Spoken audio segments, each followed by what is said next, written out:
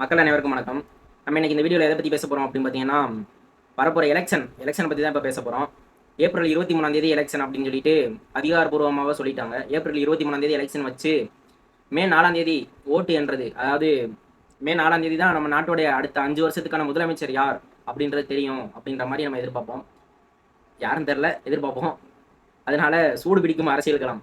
ஏன் சூடு பிடிக்குது அப்படின்னு பார்த்தீங்கன்னா, ஆமாம், இந்த 5 வருஷத்தில் இவங்க என்னென்ன தப்பு பண்ணாங்க, போன 5 வருஷத்துல அவங்க என்னென்ன தப்பு பண்ணாங்க அப்படின்னு இனிமே வரப்போற கட்சிகளும், இப்போ ஆண்டுகிட்டு இருக்கிற கட்சிகளும், இனிமே ஆள நினைக்கும் கட்சிகளும் ஒருத்தரை ஒருத்தர் டாமினேட் பண்ணி அவங்களோட கட்சியை தான் இங்க வந்து பெருசா காட்டுவாங்க. அதனால தான் சொன்னேன் சூடு பிடிக்கும் அரசியல் களம் அப்படின்னு சொல்றேன். தம்மாத்துண்ட ஆங்கர் தாண்டா அவ்வளோ பெரிய கப்பலே நிறுத்துது.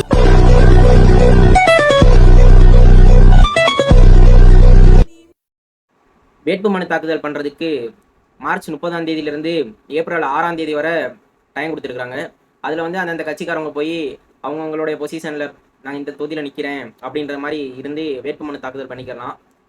வேட்புமனு தாக்கல் பண்ணுறதை விட அடுத்து என்னென்ன ரூல்ஸ், எலெக்ஷன் வந்துட்டாலே வந்து தமிழ்நாடே ஒரு ஆட்டம் காணும் அப்படின்றது தான் உண்மை. அதனால இந்த எலெக்ஷனுக்கு இல்லை இதுக்கு முன்னாடி நடந்த எலெக்ஷனுக்கு என்னென்ன ரூல்ஸ் இருந்துச்சு அப்படின்றத பற்றி பார்ப்போம். ரூல்ஸ் அப்படின்னு பார்த்தாலே ஃபஸ்ட்டு காசு தான். காசு வந்து 50,000 ரூபா, 50,000 ரூபா வரை நார்மலாக ஒரு ஆள் எடுத்துகிட்டு போகலாம், எடுத்துகிட்டு வரலாம் அப்படின்ற மாதிரி சொல்லியிருக்காங்க. 50,000 ரூபாய்க்கு மேலே ஒரு 1,000 ரூபா 2,000 ரூபா இருந்தால் கூட எதுக்காக அந்த காசு கொண்டு போகிறோம், என்ன பர்பஸ்க்காக கொண்டு போகிறோம், எங்கேருந்து அந்த காசு வந்துச்சு, யார் கொடுத்தா, அது என்ன மூலமாக காசு வந்துச்சு அப்படின்றதுக்கான ப்ரூஃப் இருந்தால் மட்டும்தான் அந்த காசை வெளியில் எடுத்துகிட்டு போக முடியும். அதுதான் ஃபஸ்ட்டு ரூல்ஸ். அதே மாதிரியா தமிழ்நாட்டில் இருக்கிற அமைச்சர்கள், அதாவது சுற்றுலாத்துறை அமைச்சர், பள்ளி கல்வித்துறை அமைச்சர், நிதித்துறை அமைச்சர் அப்படின்னு நம்ம அமைச்சர்களாக சொல்கிறோம்ல, அந்த அமைச்சர்கள் அவங்க பதவியெல்லாம் இதோட காலி அப்படின்ற மாதிரி தான் சொல்ல முடியும்.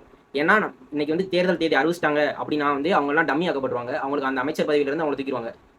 தமிழ்நாடு முதலமைச்சர் அவர்களே இப்போ வந்து அமைச்சர் பதவியில் இல்லை. ஏன்னா எலெக்ஷன் வருது. எலெக்ஷன் வந்து இந்த எலெக்ஷனில் யார் ஜெயிக்கிறாங்களோ அவங்க தான் அமைச்சர்.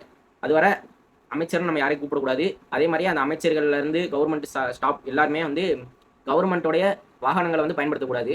அதுதான் ரூல்ஸ். தமிழ்நாடு முழுவதும் சோதனை சாவடிகள் அமைத்து ஒரு எப்படின்னா ஒரு சோதனை சாவடி இருக்குன்னு வச்சுக்கோங்களேன். ஒரு சோதனை சாவடிக்கு ஒரு 3 போலீஸ் 4 போலீஸ் ஒரு கேமராமேன் இல்லை 2 கேமராமேன் வச்சு, இப்போ எப்படின்னா இப்போ இந்த டிஸ்ட்ரிக்ட்லேருந்து அடுத்த டிஸ்ட்ரிக்ட் போகிறோம் அப்படின்னா அந்த இடத்துல ஒரு செக் போஸ்ட் இருக்கும், எப்பவுமே இருக்கும். அந்த செக் போஸ்ட்டில் முக்கியமான அதிகாரிகள் எல்லாருமே இருந்து அந்த இடத்துல செக் பண்ணுவாங்க.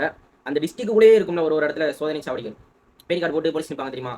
அந்தந்த இடத்துலலாம் ஒரு 3 போலீஸ் 4 போலீஸ் ஒரு 2 கேமராமேன் அந்த மாதிரி நின்று எல்லாருடைய வாகனங்களையும் சோதனை பண்ணுவாங்க. ஏன்னா ஓட்டுக்கு பணம் வாங்கக்கூடாது அப்படின்றது தான் ரூல்ஸு.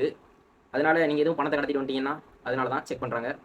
அதனால் கடத்திட்டு வரவங்களாம் கொஞ்சம் பார்த்து கவனமாக கடத்திட்டு வாங்க. திருந்துங்க, நீயாச்சும் மக்கள் திருந்துங்க. காசு வாங்குங்க, நான் வாங்க வேணான்னு சொல்லலை. வாங்கிட்டு யார் சைடு உண்மை இருக்கோ, யார் சைடு நேர்மை இருக்கோ, யார் வந்தால் நாடு நல்லா இருக்குமோ அவங்களுக்கு வாக்கு செலுத்துங்க. அதை தான் நான் சொல்ல முடியும். அதே மாதிரியா எல்லா ஊரில் இருக்கிற கட்சி கொடிகள், ஜாதி கொடிகள், ஜாதிய தலைவர்களின் சிலைகள், கட்சி தலைவர்களின் சிலைகள் எல்லாத்தையுமே வந்து மறைச்சு வச்சிருப்பாங்க எலெக்ஷன் நடக்கிற வரை. அதே மாதிரி மறைக்க சொல்லி உத்தரவும் கொடுத்துருக்காங்க. எல்லா வருஷமும் நடக்கிறது தான். அதே மாதிரி இந்த வருஷமும் பண்ணியிருக்காங்க. இப்போ பண்ண வர ஓகே. இனிமேல் இனி வருங்காலங்களில் வரும் நாட்களில் அரசுடைய நலத்திட்டங்கள் எதுவும் அறிவிக்கக்கூடாது அப்படின்னு சொல்லியிருக்காங்க. அதே மாதிரியா எந்த வருஷம் இல்லாமல் இந்த வருஷம் புதுசாக டிஃப்ரெண்டாக வாக்குச்சாவடிக்குள் செல்ஃபோன் எடுத்துகிட்டு போக தடை அப்படின்னு சொல்லியிருந்தாங்க. ஏன்னு தெரில. ஏன்னு எனக்கு கொஞ்சம் இருக்குது. ஏன்னா போன வருஷம் சொல்கிறேன். போன டைம்னா என் ஃப்ரெண்டு போயிட்டு ஓட்டு போட்டு ஸ்டேட்டஸ் போட்டுக்கிட்டு இருந்தாங்க, ரீல்ஸ் போட்டுக்கிட்டு நான் இந்த கட்சிக்கு ஓட்டு போட்டேன், இந்த கட்சிக்கு இது பண்ணேன் அப்படின்றனால ரீல்ஸ் போட்டுக்கிட்டு இருந்தாங்க. அதனால பல பேர் போலீஸ் பிடிச்சி உள்ளேயும் போட்டாங்க, அது வேறு விஷயம். 10 பேர் இந்த மாதிரி சும்மா போட்டுட்டு சுற்றிக்கிட்டு இருந்தாங்க, அது வேறு விஷயம். அதனால தான் இந்த தடவை ரொம்ப கொஞ்சம் கெடுபடியாக தான் இருக்குது. ஏன்னா ஃபோன்லாம் எடுத்துகிட்டு போகக்கூடாது அப்படின்னு ரூல்ஸ் போட்டுக்கிறாங்க. என்ன நடக்க போகுதுன்னு தெரில, பார்ப்போம். முக்கியமாக ஒரு விஷயம் புதுசாக மாறி இருக்குது அப்படின்னா, இப்போ நம்ம போய் ஓட்டு போடுறோம்னு வச்சுக்கோங்க. அந்த ஓட்டு போடுற மிஷினில் நம்ம வந்து நம்ம இப்போ இந்த சின்னத்துக்கு தான் இப்போ ஓட்டு போடுறோம் அப்படின்னு சொல்லிட்டு இப்போ நம்ம அதை கை வச்சு அமுக்குறோம்னு வச்சுக்கோங்களேன். அமுத்தினோடனே இப்போ அந்த சின்னத்தோடைய கட்சி சின்னம், அதாவது அந்த கட்சி சின்னம் வந்து நிற்கும். ஒரு ரோடில் உள்ளவரோ அல்லது ஒரு ஹெலிகாப்டரோ ஒரு பைக்கோ வந்து நிற்கும், அந்த சின்னமாக வந்து நிற்கும். அதே மாதிரியே இந்த தடவை என்னென்னா அந்த சின்னத்தில் யார் வந்து நின்றுருக்கா, அந்த தொகுதி வேட்பாளர் யார், இந்த கட்சியோட இந்த தொகுதி வேட்பாளர் யார் அப்படின்ற அவங்களோட ஃபோட்டோவும் இந்த தடவை வந்து நிற்கும் அப்படின்ற மாதிரியே வந்து கவர்மெண்ட் சொல்லியிருக்காங்க. என்னென்னு தெரில, போய் ஓட்டு போட்டு பார்த்தா தான் தெரியும். அதனால் வந்து எல்லாருமே ஓட்டு போடுங்க. ஓட்டு போடாமல் யாரும் இருக்காதீங்க. பாதி பேர் என்ன நினைப்பாங்கன்னா, நமக்கு என்ன ஓட்டு போட்டால் என்ன, ஓட்டு போடலன்னா என்ன, நாடு எப்படி நாசமாக தான் போகுது அப்படின்னு நினைப்பாங்க. நினைக்கிறது ஒன்றும் தப்பு இல்லை, அது உண்மை தான். இருந்தாலும் நீங்கள் போடுற ஒரு ஓட்டு வந்து தெரிஞ்சு போகிறீங்களோ தெரியாமல் போகிறீங்களோ, ஏதோ ஒரு கட்சிக்கு போடுறேன்னு வைங்களேன். சப்போஸ் அந்த கட்சி வந்து ஏதாச்சும் உங்களுக்கு நன்மை பண்ணலாம், உங்களுடைய நகையை தள்ளுபடி பண்ணலாம். எல்லா கட்சியும் வந்தாலும் நகையை தள்ளுபடி பண்ணுது அப்படின்னு தான் சொல்லியிருக்கு.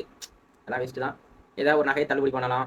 இல்லைனா ஏதாச்சும் ஒரு விவசாய லோன் வாங்கியிருப்பீங்க, அதை தள்ளுபடி பண்ணலாம். யோசிச்சு பண்ணுங்க. ஓட்டு போடுறது முக்கியம் தான். ஆனால் இருந்தாலும் வருங்காலத்தை நினச்சி ஓட்டு போடுங்க. அப்படி தான் சொல்ல முடியும்.